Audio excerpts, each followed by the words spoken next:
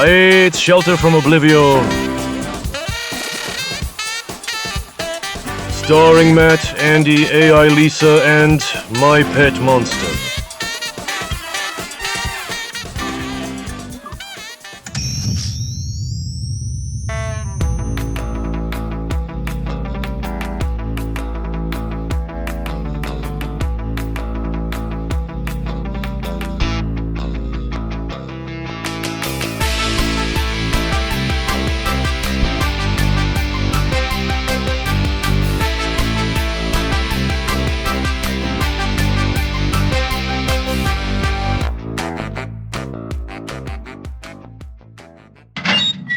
One day we'll have a guest, I promise. Well, I don't know who. It won't be anybody famous. I don't think we know anybody famous. Well, when we meet people as responsible as us who will actually show up in the work. You know what bothers me is when I see podcasts who, like, even in their early episodes, like, have guests on that are like from other podcasts. Yeah. You know what I mean? So it's like, how did you know this person? You have like 4 episodes. How did you already meet another person from a podcast? Or is this like a friend you've known for a long time? They started their own show and you have your own show. Well, and now you're doing like this false cross promotion. You know, when there were less than like, a million podcasts out there, people probably tried to put a little bit more effort and we're going to keep this thing going. Yeah. I don't know. I don't trust it. Anyway, if you want to be a guest on our show and, be part of all the glitz and the glamour that obviously we show every month, you just write us, go to Instagram, send us a DM, tell us who you are, what you like to do. And the only requirement is really that you bring some sort of 80s candy chip. Like drink. No, you have to supply all the snackums for the episode. And that's really only your only barrier to entry. It's like the MTV the state contest, but The table is set for MTV's Contest of the Decade. Lunch with the State. You can have lunch with MTV's coolest comedy group in person. This may be the easiest contest in the history of MTV. We pick the restaurant. We pick the day. All you do is agree to pay the full cost of a meal plus drinks for yourself and the 11 members of the State. So we are back here in the shelter, everyone. I'm Matt. I'm Andy. And I'm Lisa. Boy, have these bozos cooked up a real snorefest of an episode for you today. And we have been laboring so hard on the shows that are coming up very soon. The show that we're about to do, and then another show coming down the road. We are huge fans of sketch comedy. Always have been. And recently, Andy and I have gone back and forth about the SNL 50. In February, SNL had its 50th anniversary. And everyone's talking about it. A lot of people are probably doing shows on SNL. And 50 years, that's a lot to cover. But we thought it might be interesting to cover people who tried out for SNL. You've all seen the audition tapes. Right, but then never made it. Or even more interesting to add on, the people who did get on the show, but they themselves decided to reject the show and go other places where they could do their type of comedy that wasn't really jiving with SNL at the time. The shows and the movies that came out of these people's careers after they either didn't get onto Saturday Night Live or rejected Saturday Night Live, that's what we grew up on. And so it's interesting to see the great stuff that came out of these people's careers despite not getting on this show. Yeah, and because there's so many people, 50 years, a lot of people have almost everybody in comedy has auditioned for the show. We're just narrowing it down to people who auditioned for the show or were on the show and left to go to other sketch comedy groups. Sketch comedy from the early 80s all the way to like maybe the 2010s was probably some of the best television, that's ever been made. We have a pretty big friend group we enjoy comedy. We enjoy sketch comedy. And so we've kind of internalized a lot of these shows, sketches, and we still recall them. I mean, even now, like 25 years later, it's not surprising to have somebody do like something from the State. What you're seeing is not a reenactment. This is my real family, and they're actually drowning in my pool. I'd like to save them, but I've just eaten, and I know that I have to wait 45 minutes before I go swimming. 45 minutes. By that time, well, let's just say the pool boy's going to have his work cut out for him. And every decade had its own little scene, or its own little rejection of what was happening at the time. And usually that rejection was rejecting what SNL and the networks were doing and saying, what could we do that they don't do? Well, like just the other day, I was, you know, the way my brain works, I went to get some water at the office, and out of nowhere, like there was a sketch that Jim Carrey did where he was Vanilla Ice. And he's got, you know, a song that he does. He goes, I'm white, and I'm capitalizing on a trend that's currently rising. Mix it with Curly and Larry and Moe. Hey, yo! I'm just in my head. I'm doing the entire song from that for no reason. And it's 30 years later, and it's just hitting me like a bolt of lightning. A bolt of lightning. And he's definitely one of those famously tried out for the show. He tried out in 1980 and 1986. Didn't get on, but I think almost everyone, I think he is the one that we all, like everyone can point to as it was better that he went to to In Living Color and wasn't an SNL. Yeah. Because so much of what he did would never have made it on air at SNL. Okay, so then what we're going to do is we are going to give Lisa the day off. My bags were already packed. Enjoy your chip-covered couch cushions, you discount Wayne and Garth. Well, that was a little rude. Oh, man. I wish we had an HR department, but we don't.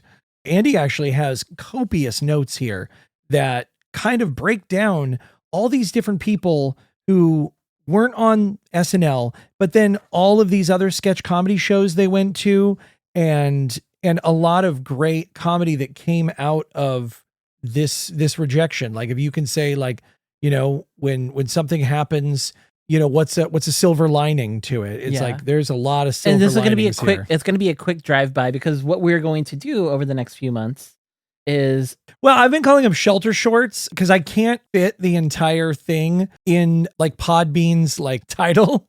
Yeah. So unofficially, they are called Shelter from Oblivion, Get Sketchy. Nice. And so each episode will cover one sketch comedy show, or maybe a cluster, depending on like the genre. So so right now we're going to just do a quick drive by, because you're going to be like, there's so much more information, and we know, and we have it coming. Don't worry. We're going to use this as sort of a preview episode. Mr. Sturdivant! Mrs. Sturdivant! Is it really true? Are you really selling Dinosaur Town? I'm afraid it's true, Pee-wee. We tried to make a go of it, but we just can't. The bank wants its money, and we don't have it. We meant to tell you, Pee-wee, but frankly, we didn't know how. But how can you sell Dinosaur Town? What's going to happen to the Stegosaurus? Well, I'm afraid it's going to be dismantled, Pee-wee, along with all the others. Brontosaurus, the Allosaurus, Pterodactyl, biggest collection of full model thunder lizards in the state. That's what they call progress. No! Right out of the gate, 1980. Didn't go into a sketch comedy show, maybe necessarily, but Paul Reubens, Pee Wee Herman. Yes. I saw this note and I thought this was great. So he was as we said before, he was from the Groundlings. Yeah. Right? Where he also met and worked with Phil Hartman, who later would make it onto SNL. He was passed over for Gilbert Gottfried. Gilbert Gottfried actually maybe worked better on that show than Pee Wee, because Pee Wee, I think we can all say, went on to do bigger and better things. Yeah. I don't know. And it's interesting though, because I would actually put Gilbert Gottfried in Pee Wee's level. Like I would put him in the, to use your word, ecosystem. Like when I think of Gilbert Gottfried, I sort of think of that sort of 90s avant-garde comedy. Yeah, like that sort of alternative comedy before it had a label, whether you want to call it that or not. I don't want to use the word grimy, but it's like, you know, he did do USA Up All Night. Boy, I wish I could find a girl with a mouth like that. I'd like... Oh, hi. Gilbert Gottfried, USA Up All Night, here at Kastabi World, New York City. And we're watching Senior Week. Yeah. And where he was previewing like grimy, like 80s and 90s maybe movies. underground, if you will, or underground is the nice like way when of the comedy it. boom was happening, and you had all, you know, Jerry Seinfeld and Leno and all these other, you know, who you think of when you know, Paul Reiser, and when you think all these people you think of from the 80s, Rita Redner.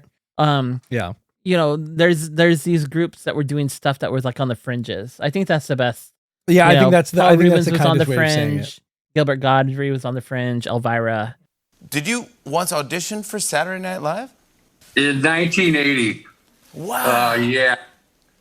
It's not that I had any material to show or anything good to do. I just knew they'd hire me just for my purse because I'm not a nice guy. Wow. And well, It's the worst thing I've ever done in front of people in my life. I wrote something about 15 minutes before I went over there. And Someone I found interesting who tried out for the show in 1980 was John Goodman. Because John Goodman is one of those actors. I mean, the first time I saw him was on Roseanne, but then, I mean, he's been in a lot of Coen Brothers movies. He's been in everything. And he really knows comedy. I mean, he was passed over for Joe Piscopo. Yeah. He took Joe Big Teeth Piscopo over John Goodman.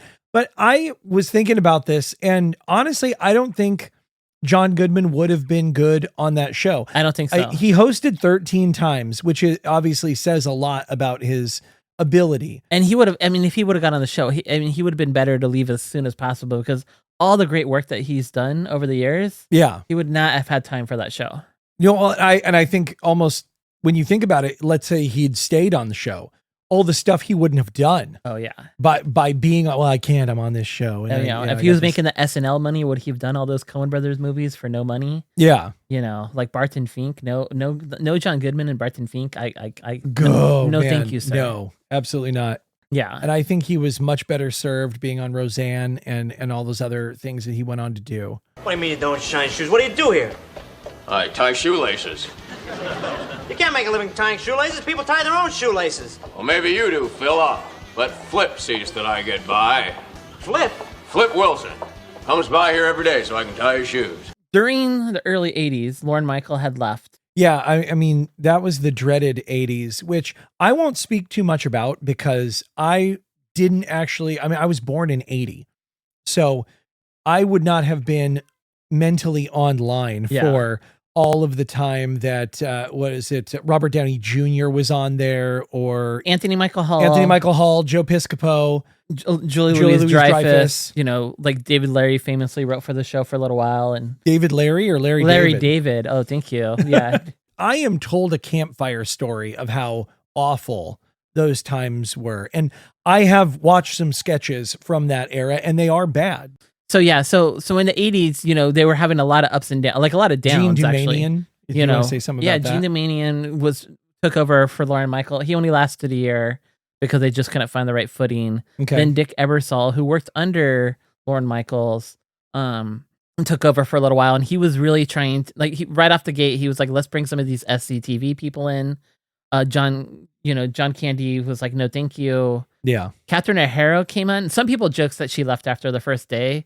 If you don't let me gut out this house and make it my own, I will go insane and I will take you with me. She has said in interviews that she was there for about 2 weeks, but it just was not the environment for her. Which is a loss because I actually think she would have been great.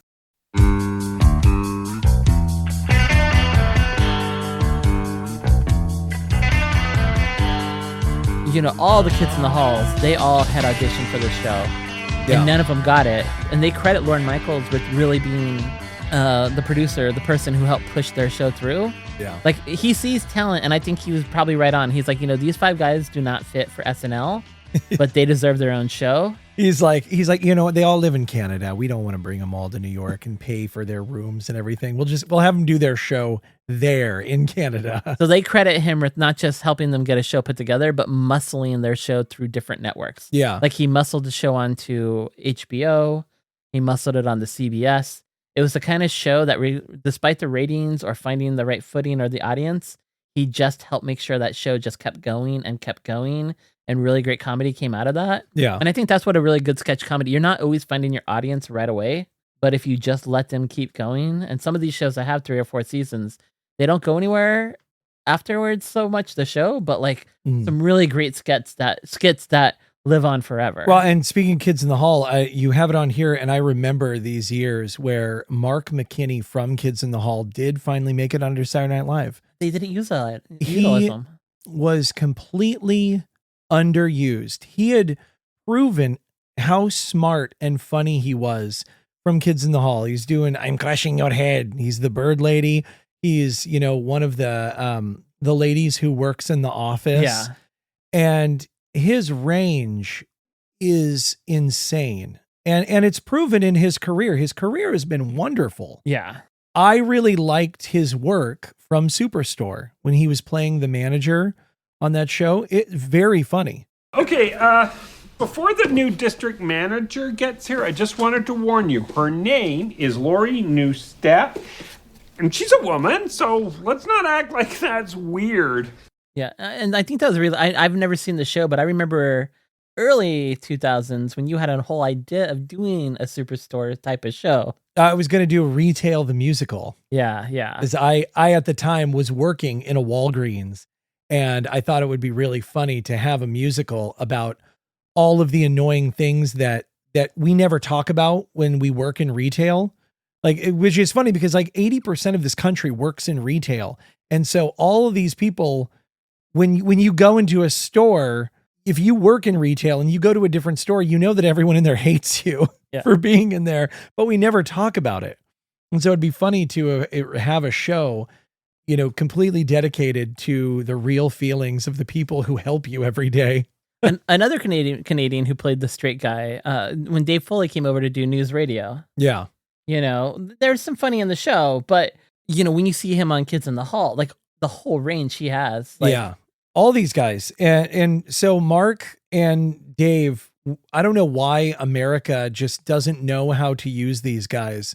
Is just set them loose. Yeah. They're going to do great. I will say Seinfeld did a good job with Kevin McDonald. Yes. Like a denim vest.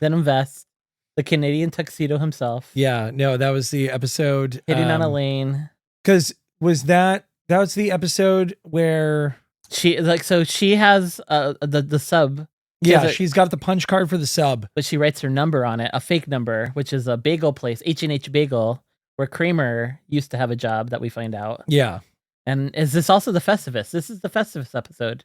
Is it the same one? It is the Festivus because Kramer goes to H&H Bagel. Oh yeah, but then he ends up going back on strike because they won't recognize Festivus. Yeah. Oh my gosh. Yeah. So it's Festivus, it's Two-Face, and it's Denim Vest. So it always comes in threes. That's wow. Seinfeld knows how to do it. Man, what a great episode. And Scott Thompson. He's still Buddy Guy, Buddy Rich, Buddy. I can't remember his fake name. Buddy Cole. Yeah, I think it's Buddy Cole. Buddy Cole. He's going to be in Portland pretty soon, actually, doing his. No, I hope. Are we going to go see him? We should. I would love to see him. He's very funny. But he had these great monologues that he would bring on the show that you don't see a lot in sketch comedy. You don't have this individual come out and do their bit. It's like stories from a gay bar, basically. Yeah. Bonsoir. Notice anything different? I'm not smoking. And it's great. I saved so much money that I bought myself my own bar. It's called Buddies. You're sitting in it. That was really funny. So none of these guys make it onto SNL, but Damon Wayans does in the same year, 1985, 1986. Oh, really? And Damon Wayans, I think a lot of people, he's definitely famously just underused, just wasn't the right fit, the right humor for the show. Yeah. So, and Jim Carrey tried out, I think in 86, his second time. So they go on to Keenan Ivan Wayans, Damon Wayans' older brother's show, In Living Color.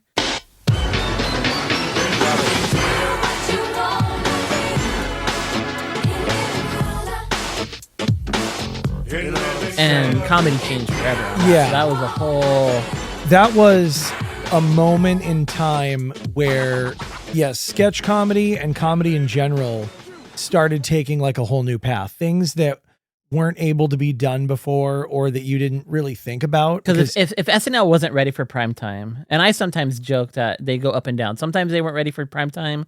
Sometimes they're kind of they just had just the right show for your parents who like Jay Leno, but couldn't have them on the weekend. Yeah. In Living Color challenged primetime. They were on primetime. Yeah, they were on primetime, but they were also on sort of a black sheep network. Yeah. A newer kid on the block. The fourth network. They were on the show. Well, they were on the network that was challenging the American sort of dream. And we're talking Fox, as Bob Odenkirk has famously called the Desperate Network. Yeah. They were so desperate to kind of be in with the big three that they just went to complete opposite direction to get your attention. Yeah, and it seemed to work for them because obviously, they probably had as many successes as Simpsons, failures. Yeah, to between be honest. the Simpsons But yeah, and Living so Color. they had the Simpsons, a cartoon that went against the nuclear family. Even though they were a nuclear family, it's like, well, the husband's adult, the mom doesn't know what's going on, the kids, he says, eat my shorts. And then you've got the other show that's the miserable dad, with his two ungrateful kids, his terrible wife, who he says to their face, I hate you, I don't like you. Yeah. And that had never really been done in television before. And so in Living Color, really, they just took it all the way. Yeah. You could slip on a banana peel and fall on your butt.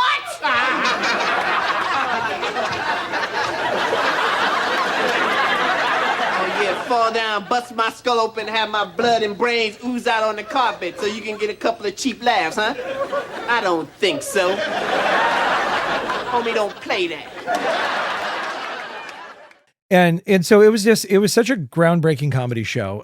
I can't say enough about it. And I'm glad that these two gentlemen didn't get onto SNL and sort of didn't get stuck and been on the show for 12 years, like Kenan Thompson. I think for us, when we were kids, I had seen more in Living Color than I had SNL up until when I got older and the 90s hit. And then I was staying up later and watching SNL. But in the 80s, I knew in Living Color a lot more than I did SNL. Well, think about the barrier to entry for children for SNL, though.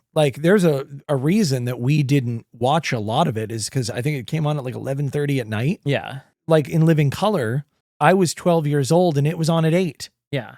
Or I think 8:30, something, because I think The Simpsons always, 8 o'clock, always trumped in that sweet spot. Yep.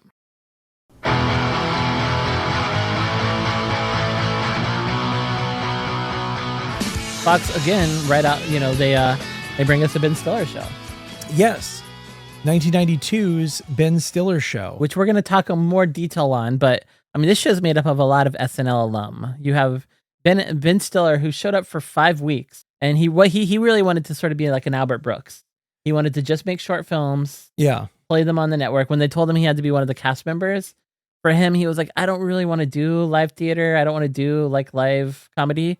So Bob Odenkirk actually admired that Ben Stiller knew at an early age, this isn't Bob for me. Odenkirk was a writer. Bob Odenkirk was a writer for 3.5 years. His famous, he sort of never felt like he had quite the right footing at that show. And at one point he took a little hiatus from the show without the show knowing. Yeah. He would leave from I think Tuesday or Wednesday through Saturday and go back to Second City where he could actually get on skits and perform on stage. Yeah. That's where he met Chris Farley and he wrote the famous Foley man in a van. Oh, the Down by the River? Yeah. Matt Foley. So I'm living in a van down by the river. Yeah, Bob Odenkirk wrote that at Second City while he was still at SNL. He would just show up.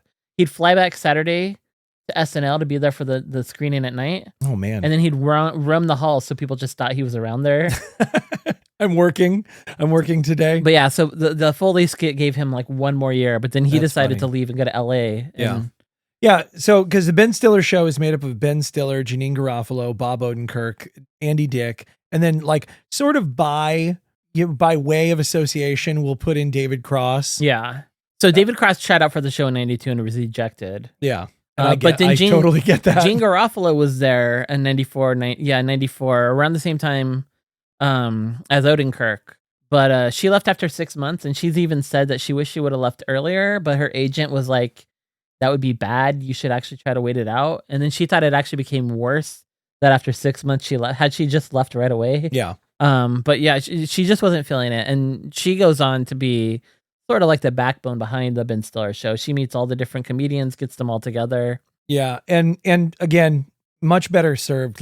This group of people, even though their show didn't last, and there's various reasons why, this was almost like lightning in a bottle. I'll throw in Andy Dick in there, who also got turned down by SNL. Even him on this show is controlled. Yeah. And has these bumpers on him that actually allow his talent to come out. I wouldn't say that Andy Dick's untalented. I would never say that. But there was he is sometimes his worst enemy, though. Oh, of course. Oh, yes. And he's had a history of that. Also joined by Andy Dick, who is in recovery and has been rehab multiple times. And Andy, that's what I want to talk about. It's people look at rehab and go, "Oh, you had to go so many times. It didn't work." Multiple times, 12. 12 times. Exact, 12 times. Okay. Proud of it. Look, getting sober is easy. I've done it 1,000 times. But he's pure gold on the Ben Stiller show. Like, they really know how to use him. And he knows how to, like, focused. He seems to like the material. Yeah. And so it's a really great time in his career because he was with his peers and they were writing stuff they knew he could do. Yeah. They were like the show that was pointing out, like, they were all, with that sort of 90s edge, what music was already starting to do with Nirvana. And the show was all about saying, here's everything that we feel like is wrong with network television, and we're going to put it in a sketch comedy show. Look, I rode that brown tiger for 20 years. It took me through a carnival of hell. I became the plaything of Indonesian businessmen. By the end, I was barely human. But I'm willing to give it another shot. After Janine Garofalo left, SNL was looking for another funny woman, another funny lady to come in and take her place. And they had offered it to Amy Sedaris. Yes. And Strangers with Candy. Yeah. Amy Sedaris. Yeah. So she turned it down because she had a one-woman show going on. But she's also a Second City alumni. She eventually did Strangers with Candy that had other Second City alums like Stephen Colbert.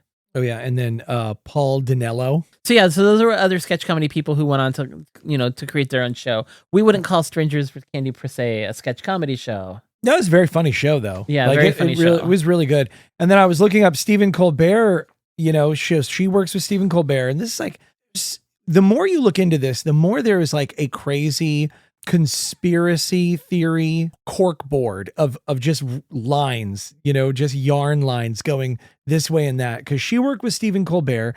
Stephen Colbert gets rejected from Saturday Night Live. And then he ends up working on the Dana Carvey show with Steve Carell.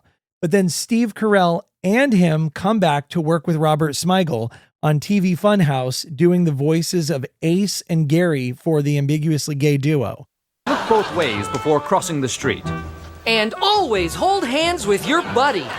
The buddy system should be used in all potentially unsafe situations, like swimming, bike riding, and showering. It all comes back around. Everything spider webs back around. It's like, this person and this person. So it's like, there are multiple people who didn't get on Saturday Night Live proper, but then end up getting pulled back into projects because they know people who are on there. Yeah, it's almost, you have to think that for people who are ejected from SNL, it's like their own little like club. Like if you're meeting other comedians, I was rejected from that also. It gives you like a launching pad with each other. Yeah. So somebody who ended up auditioning and then not getting it, who I thought was really interesting because I wouldn't assume that she's a sketch comedy person, is Jennifer Aniston. And you said you saw her on a show. Yeah. So Jennifer Aniston ended up making it on a comedy show, and it was on Fox's The Edge.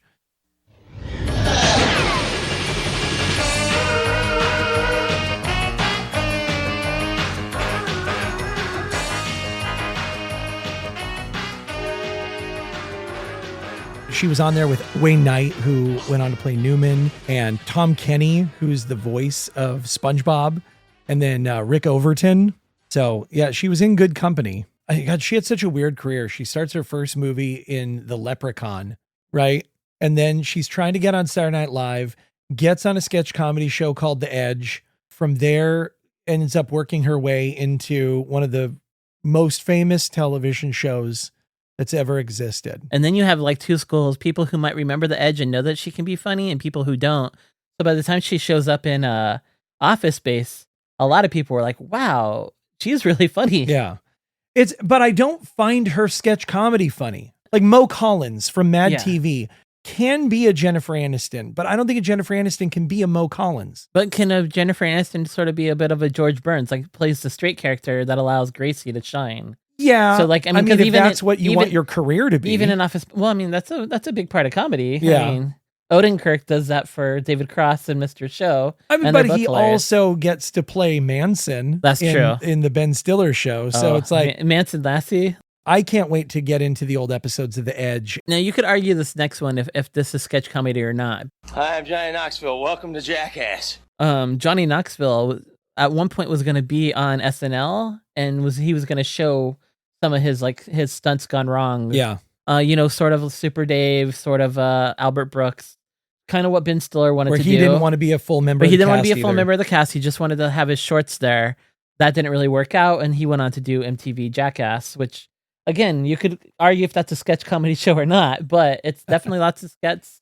Yeah, that's something that kind of bugs me is that they were not ready for what Ben Stiller wanted to bring to their show, right? He wanted to make the little movies. Yeah. And it's fine. And he's good at it. Really he's good very at it. good at it.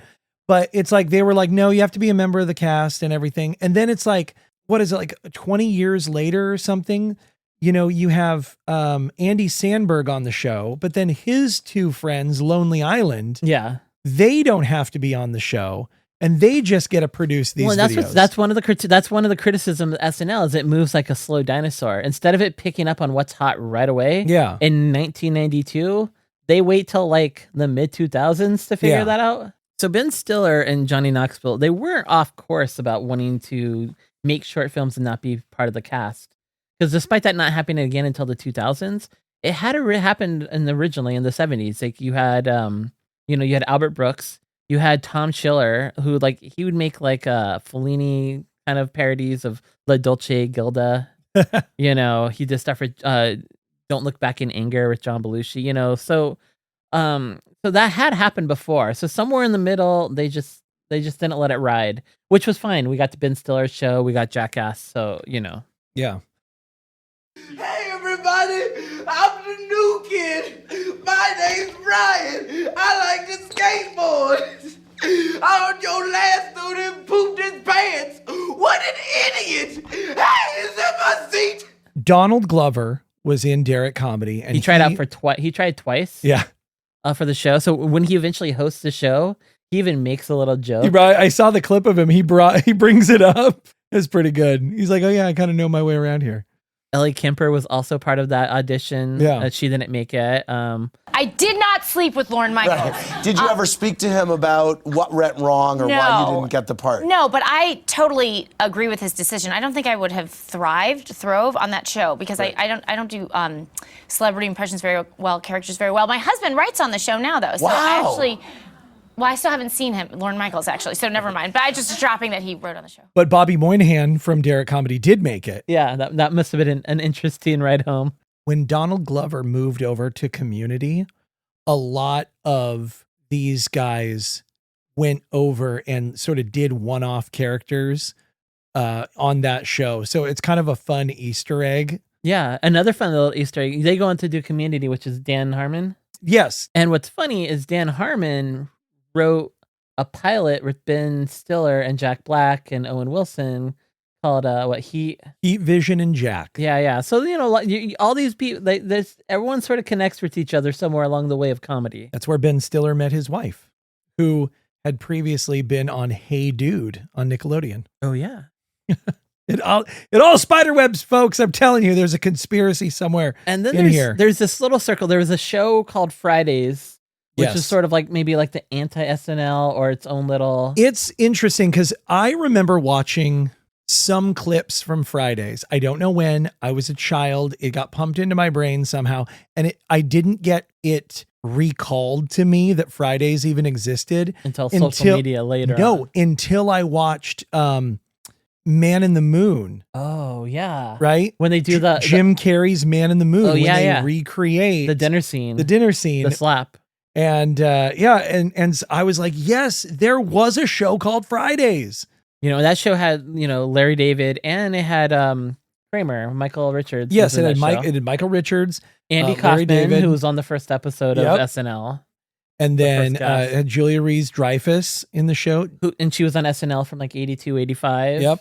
And then, so you tie this in, a lot of some of these also SNL players also go on to like Seinfeld and Curb Your Enthusiasm. Like Sarah Silverman is an episode of Seinfeld. Also someone who was on SNL for a year, but it didn't really work out. I mean, it wasn't the right place for her. She left, went on to do her own show at some point. Yeah. She had the Sarah Silverman show. And then JB Smoove. Yeah, I love JB Smoove. He's actually very cool. And you have lots of great stories of him in the writer room of SNL. He's someone who should have left and went somewhere else to get those skits made. Way sooner. But brings so much life to Curb Your Enthusiasm. Yeah. I mean, so much humor to that. Yeah. And to close out the episode, there are a couple of people that I think are a great mention. One, Jennifer Coolidge. She played Stifler's mom, and she was in Best in Show. She went on to be quite the character actor. Yeah, she pops up in so much now. Oh my God. You look like the 4th of July. It makes me want a hot dog real bad. The uncategorizable Zach Galifianakis. Yeah. Like I cannot believe he didn't make this show. I think that's the problem with humor that he has and some other people is it needs time. There needs to be a payoff here. I find Dana Gould to be the same way. It's very hard for him to just come out and just punch. He can't just come out, hey, punch, punch, punch. It's like his best comedy is like, boiling soup. Yeah. You have to like wait for that to come around.